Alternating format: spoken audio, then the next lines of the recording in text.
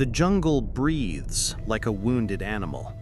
You don't see it at first, only the mist curling between the trees and the sound of wind brushing through leaves like whispers. But then a crack, a gunshot, distant, almost swallowed by the silence.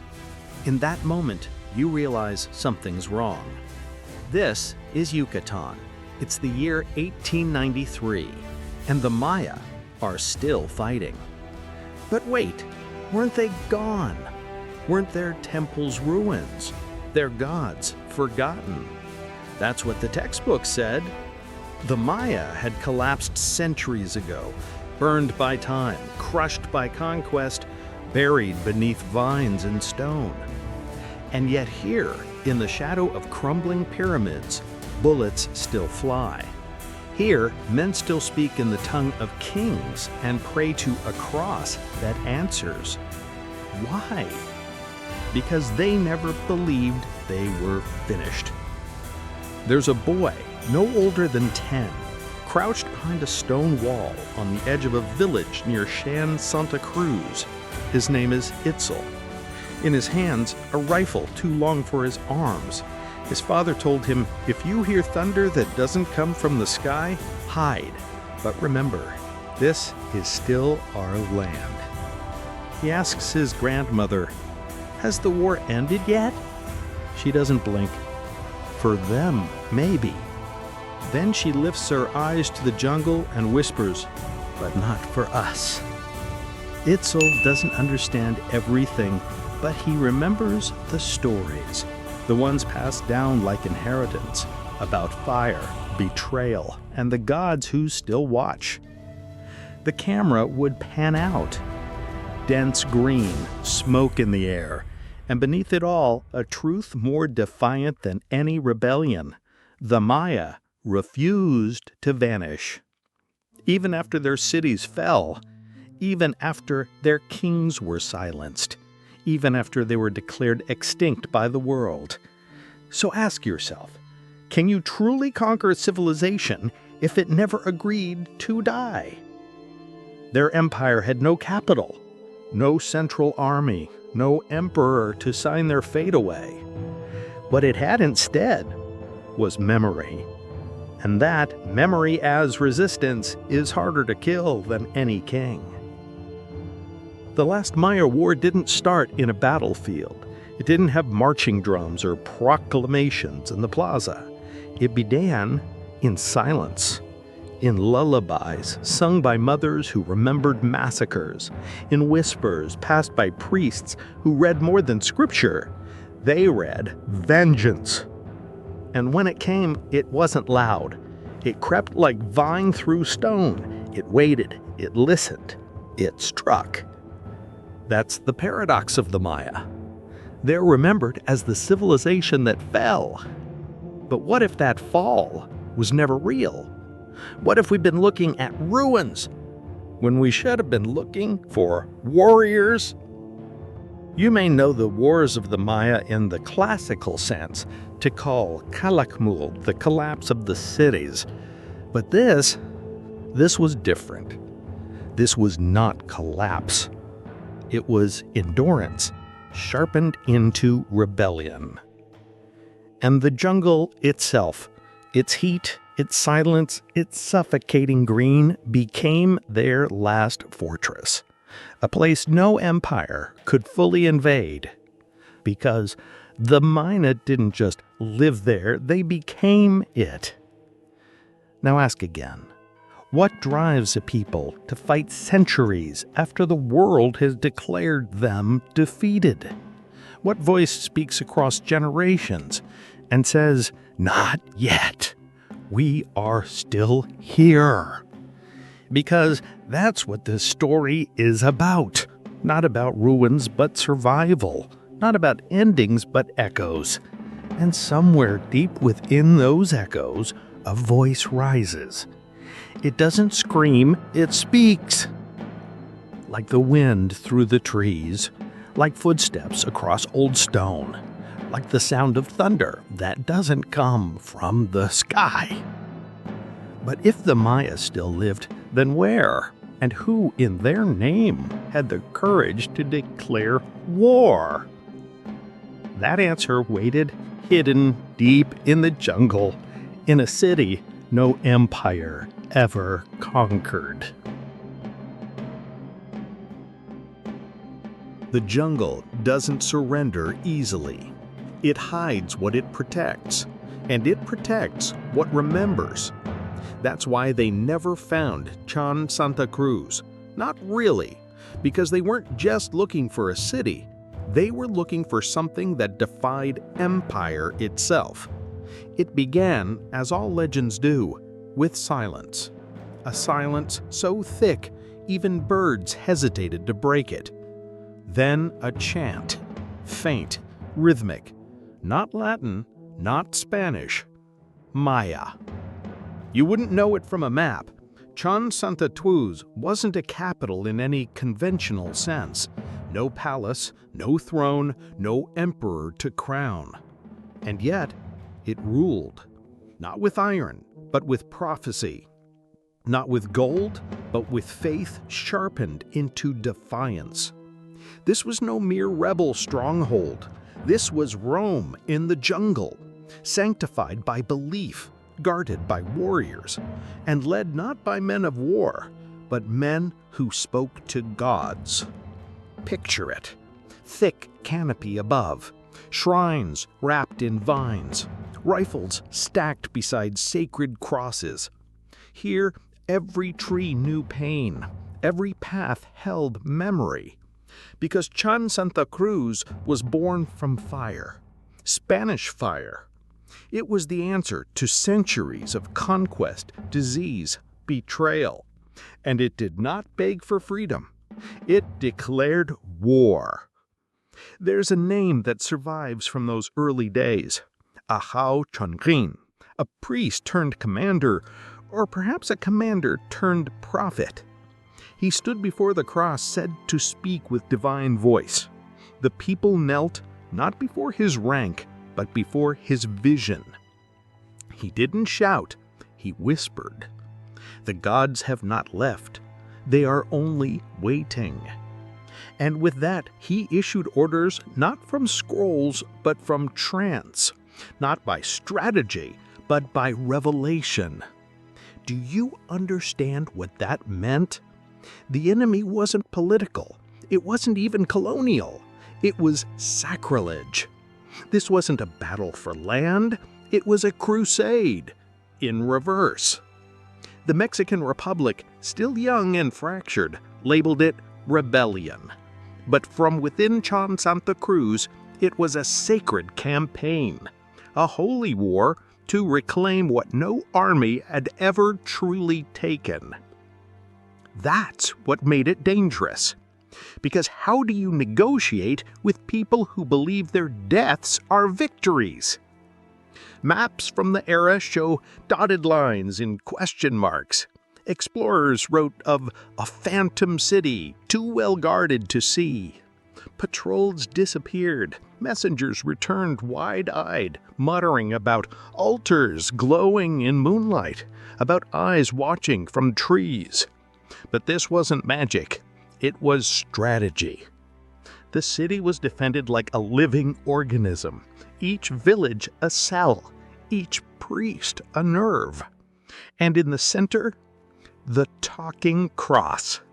Not wood, not metaphor, but a literal cross seated in a shrine surrounded by incense and prophecy.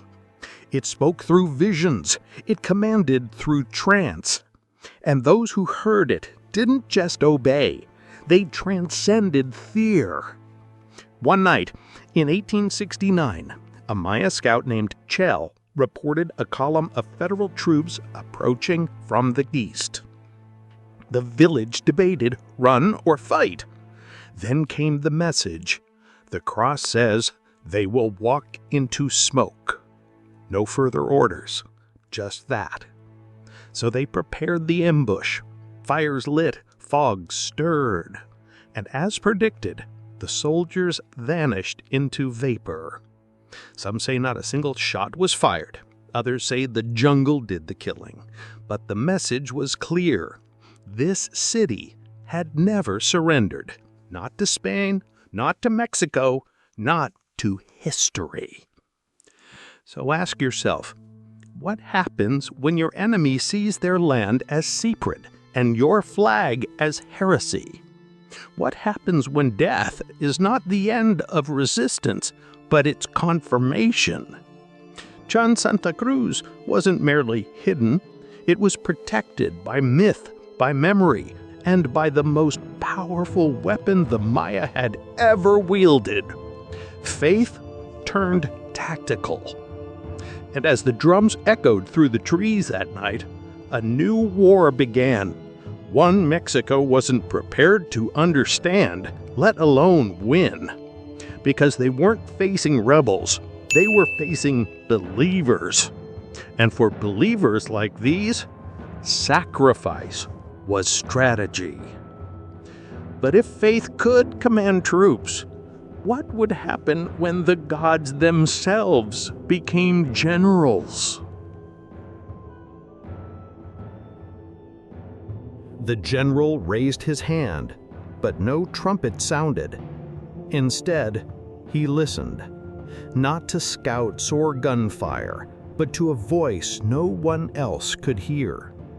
He stood in front of a wooden cross, weathered by rain, wrapped in vines. And in that moment, the line between faith and command disappeared. Welcome to the Maya War Room. No maps, no telegraphs, no generals barking orders, just incense, trance, and the talking cross. You might think it madness, but is it any less structured than Morse code or field radios? Because here's the secret. For the Maya, faith wasn't a morale booster. It was the military hierarchy.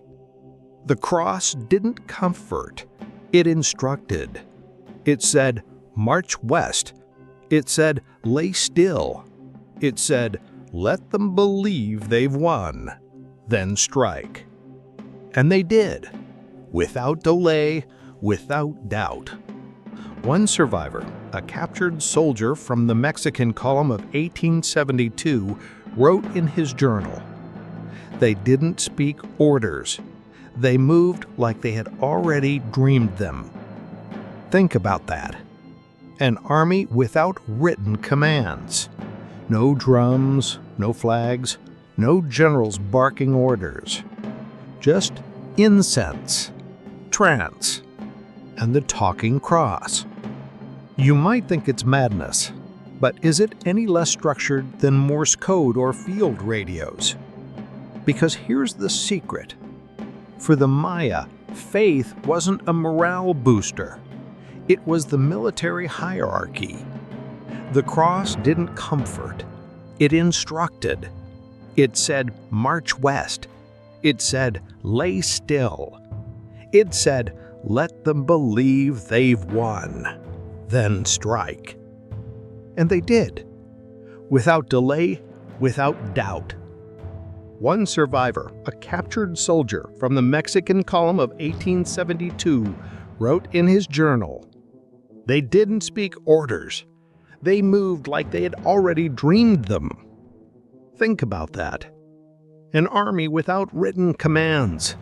No drums, no flags, just rhythm, chants, visions.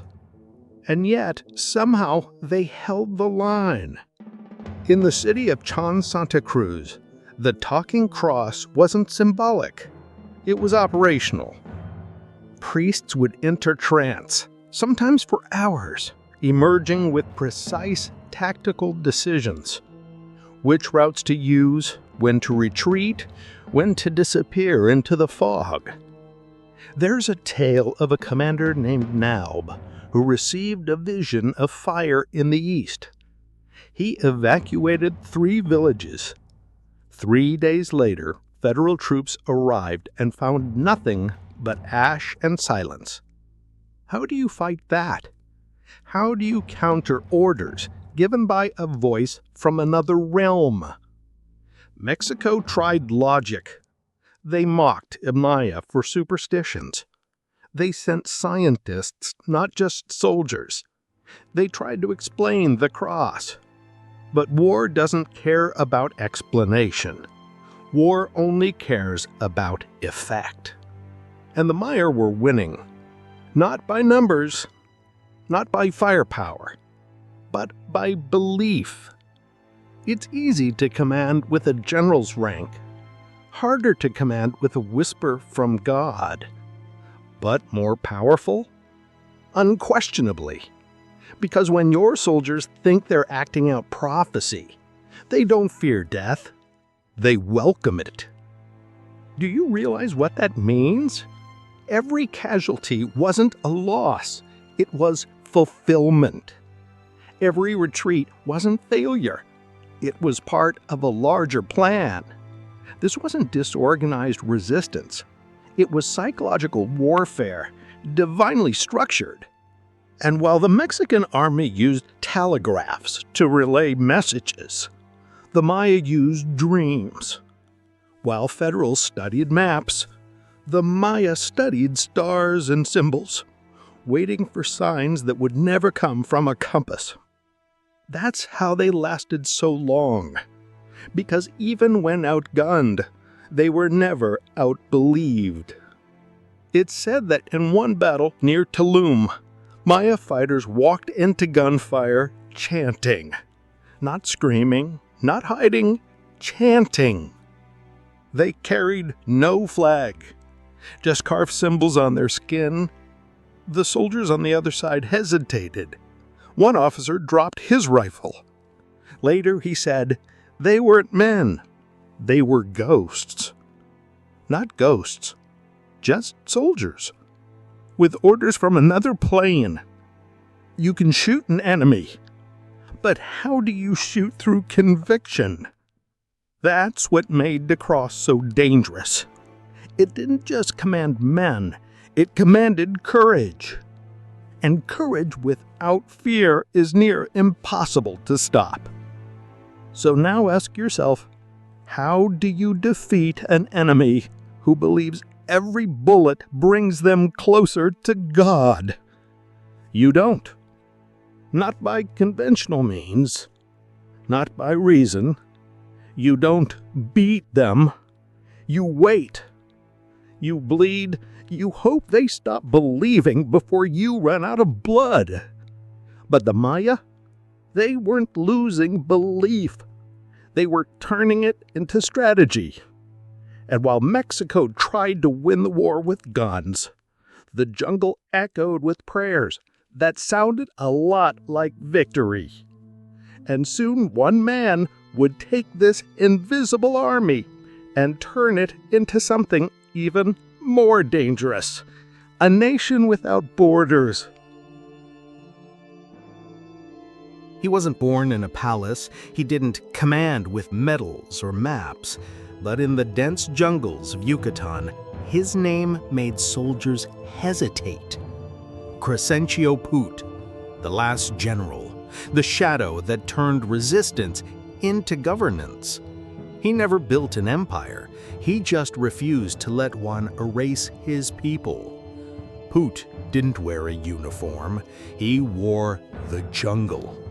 Boots caked in mud, sweat-stained tunic, rifle slung across his back like a memory. But make no mistake, this was no scattered rebel. This was strategy, disguised as silence. The war had dragged on for decades. Mexico, armed with rifles and modern formations, expected submission. But Poot offered something different, a war of attrition. You don't win those with tanks. You win them with time. He used ambushes like punctuation. He turned rivers into borders, fog into camouflage. Villages became watchtowers. Children became messengers. He understood terrain like others understood language. Every tree, every stream was part of his army. There's a story of a patrol, 12 federal troops marching south through thick foliage. They never made it past the 5th mile, because 5 minutes before they arrived, Poot's scouts had already relayed their position through a chain of barefoot couriers. By the time the soldiers reached the clearing, it was empty. But something moved in the trees. And then it was over. No flags, no cannon fire, just silence and disappearance. Poot turned absence into fear. His genius wasn't in battle. It was in denying the battle entirely. But he wasn't just a ghost. He was a governor. In the rebel-held towns, he organized councils, food distribution, community defense. Imagine that, a man hunted by the state, governing villages better than the state ever did. But leadership carries weight, especially in a war that bleeds through generations. And then came the offer. In 1883, Mexico reached out, not with bullets, but with words. They offered peace, recognition, a treaty. For the first time, it looked like the war might end, not in death, but in dialogue. And Poot listened. He walked into negotiations not as a defeated rebel, but as a general who had not lost. He signed. He wanted peace. He saw a future. But what he didn't see was the dagger hidden behind the handshake. The ink was still drying when the betrayals began. Troops moved back into villages under supervision. Roads were patrolled, supplies cut, promises reversed. The treaty had been a mask.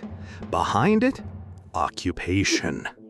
And when word spread, something in Poot cracked. He had traded war for what? The people whispered. Had he surrendered? Had their general become just another name on a list of the conquered?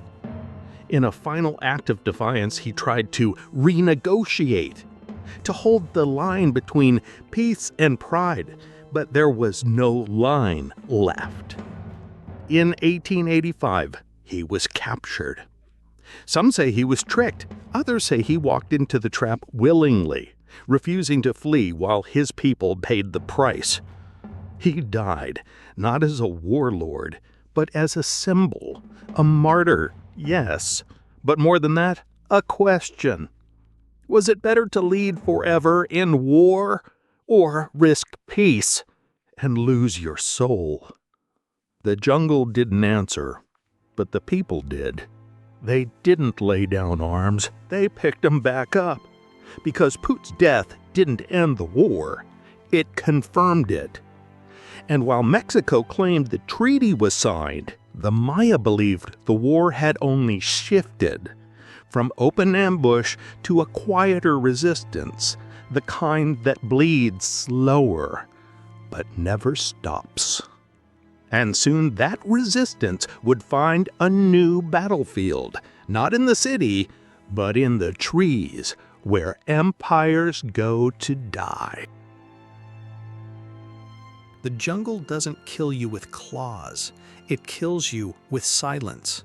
That's what the soldiers learned, not in books, but in the thick, suffocating green of Yucatán.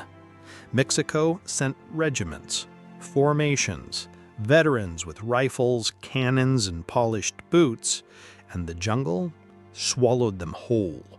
It began with heat, thick as soup, the kind that made every breath a negotiation. Then came the rot. Food supplies spoiled within days. Boots fell apart. Gunpowder dampened before the first shot. And then came the waiting. Weeks of marching through vines and roots with nothing but fear for company.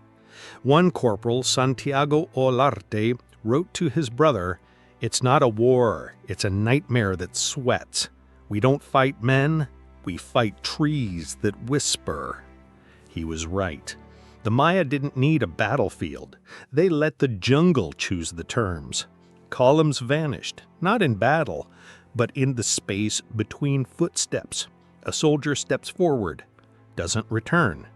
A rifle disappears in the mist. No gunfire, no screams, just absence. That's how they broke them. Because morale isn't shattered by defeat. It's shattered by not knowing when it will come. And while Federals consulted maps drawn by men who'd never walked these paths, the Maya navigated by scent, memory, and sound. Their scouts moved like water, slipping through vines, listening to every misplaced breath. In one campaign, General Ignacio Bravo ordered a full assault through the eastern corridor. By day 2, 40% of his supply animals had died.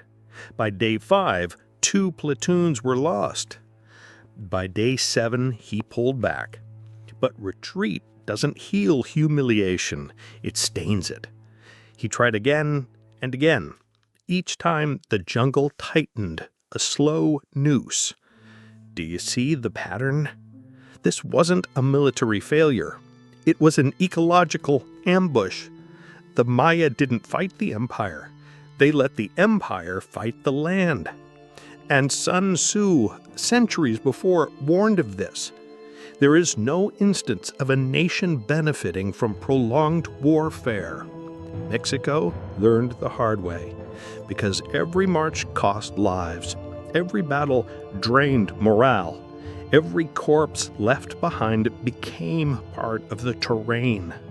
The enemy wasn't just armed, the enemy was patient. And the generals knew it, but politics demanded victory, so they kept sending men, kept losing them. And packing Mexico City, officials gave speeches of success, of progress, of imminent victory. But on the ground, silence, sweat, rot, death. There's a story of a supply convoy crossing near Noka. 30 mules, 25 soldiers. Only 2 returned. The rest? They became whispers. Some say they deserted, some say they were ambushed, some say the jungle just took them. And that was the genius of the Maya. They didn't need to win, they just needed the empire to bleed, slowly. So tell me, how many battles can you win if every victory takes a piece of your soul? How many campaigns can you survive if the ground beneath you wants you gone? This wasn't a war. It was erosion of pride, of patience, of power. And as the soldiers' boots sank deeper into the mud, so did the myth of Mexican invincibility. By the end of the 19th century, the reports no longer spoke of conquest. They spoke of containment, of stalemates, of areas too difficult to pacify. That's diplomatic code for surrender. But the Maya never needed to say they won. They just pointed to the trees and smiled. Because the empire feared the jungle, and the jungle still had secrets to tell. Not all wars are fought with guns. Some live inside the body, like a scar you no longer see, but still feel when it rains. This was one of those wars. Not loud, not visible, but passed down, like a name whispered in prayer, or a nightmare no one talks about. For the Maya, resistance wasn't just strategy, it was inheritance. Every generation was born into it, not with uniforms, but with memory. There's a woman in a village near Tehosico. Her name is Ixil. She's old now, wrinkles like cracked parchment, eyes sharp as obsidian. She doesn't speak of the battles, but she sings. And in her song there are names. Names of those the Spanish burned. Names of children who never came home. Names she refuses to forget. Her grandson once asked her, "Why do you still sing their names?" And she answered, "Because if I don't, they die again." Can you feel that?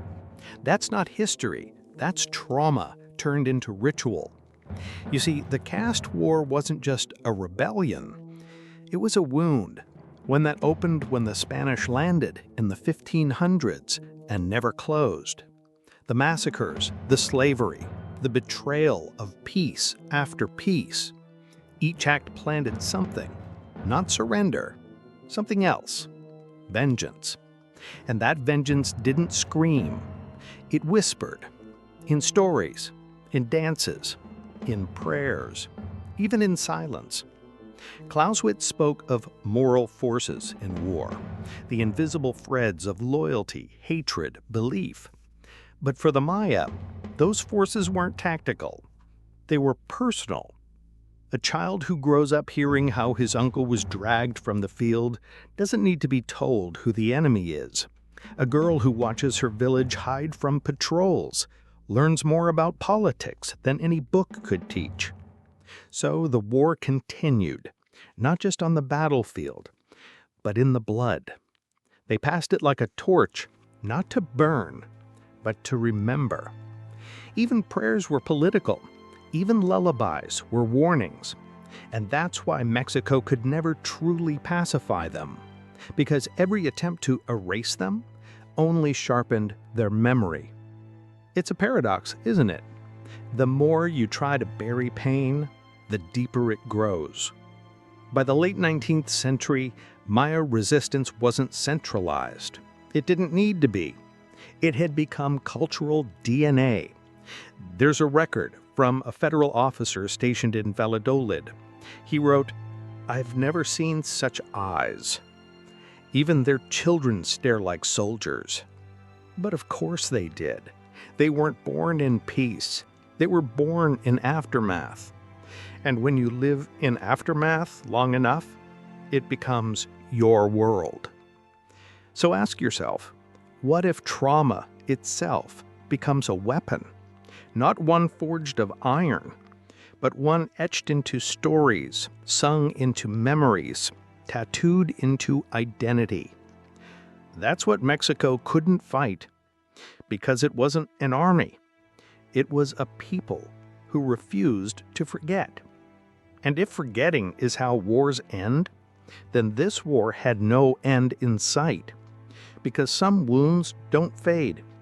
They just learn to speak in the voices of the living.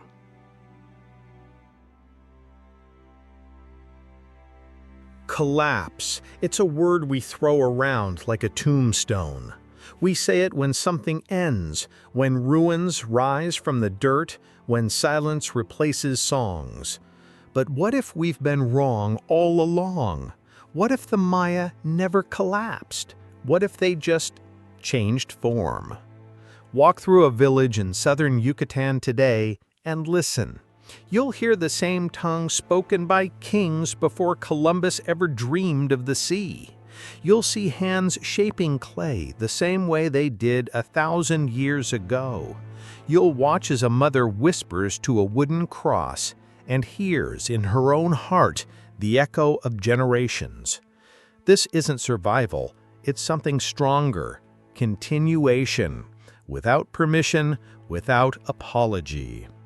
There's a boy, 8 years old, named Manuel. He wakes before dawn, helps his father feed the chickens, then walks to school where he studies both Spanish and Maya. In the afternoon, he lights a candle at the family altar. He doesn't see contradiction, he sees identity. His grandfather still calls the war unfinished.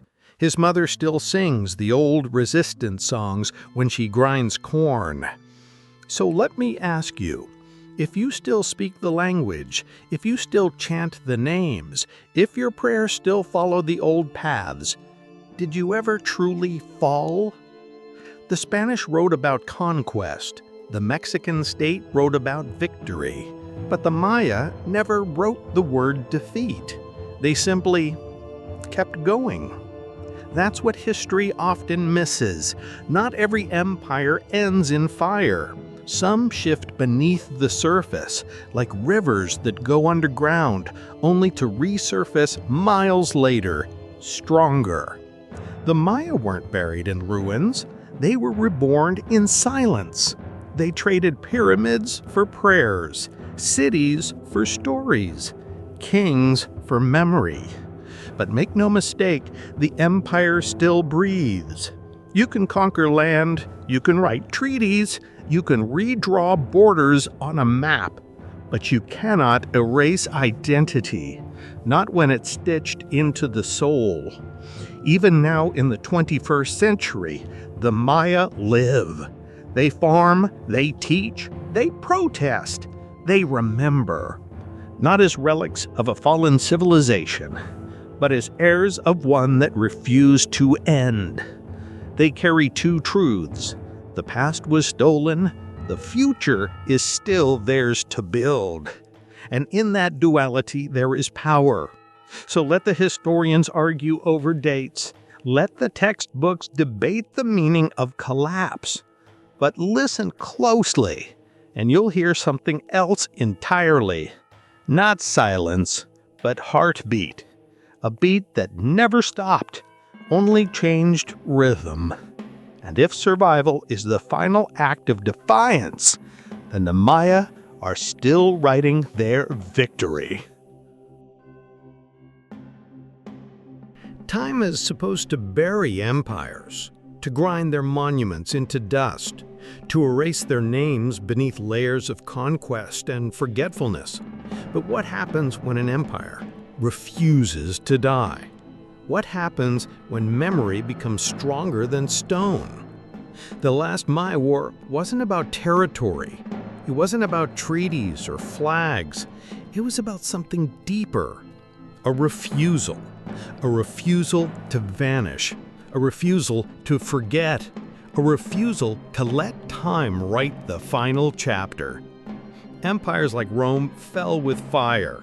The Mongols collapsed in fragmentation. The Aztecs were conquered with steel and plague. But the Maya? They turned collapse into camouflage. They let the world think they were gone, while they adapted, endured, and waited. In that waiting, they became something rare, an empire of not of walls, but of words, not of kings, but of memory. And in doing so, they outsmarted time itself. There's an old saying whispered in the highlands. The jungle forgets no name spoken in truth. And the Maya still speak. To their children, to their ancestors, to each other. Their rituals persist. Their language echoes. Their stories, once feared lost, now flow through classrooms, protests, music. Because this was never about a battlefield. It was always about identity. And here's the part history doesn't teach. Sometimes resistance doesn't roar. Sometimes it whispers for generations, until one day the world remembers what it tried to erase. So ask yourself, would you know how to fight if the war was for your very name? Would you carry memory like a sword? Would you wear identity like armor? Because they did. And in that choice, to endure, to believe, to never vanish, the Maya became something most empires never achieve: eternal.